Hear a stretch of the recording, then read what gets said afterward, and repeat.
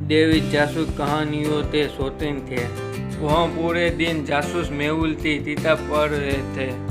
एक दिन जब वह अपनी चिता पढ़ रहा था तो कोई अंदर आया। उसने डेविड के साथ बहरती उससे सिर में मारा और उनका अपहरण कर लिया। जासूस मेहुल तो लेते बारे में सूचित किया गया था और वह तुरंत डेविड के घर पहुंचा। मेहुल तो डेविड की किताब में एक नोट मिला। फिर उन्होंने घर में 3 लोगों से पूछताछ की। पत्नी, मैं सुबह से अपने कमरे में हूँ, आज अपने अंदर में नहीं है। नौकरानी, मैं उनसे चाय देने के लिए सर के कमरे में गया और उनसे गायब पाया। जब मैंने उन्होंने बुलाया तो बेटा, मैं अपने पिता से बात नहीं करता, मैं कभी उनके कमरे में नहीं जाता।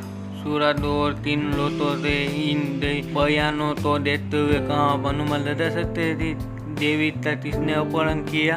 पत्नी, नौकरानी के बेटा? दोस्तों कमेंट में बता देना, लाइक कर देना, सब्सक्राइब कर देना। नोट में मिली एक नंबरों के शुरुआती बेटे डेविड ने मेहुल के लिए सूरज छोड़ दिया। उसने बेटे ने उनका अपहरण कर लिया।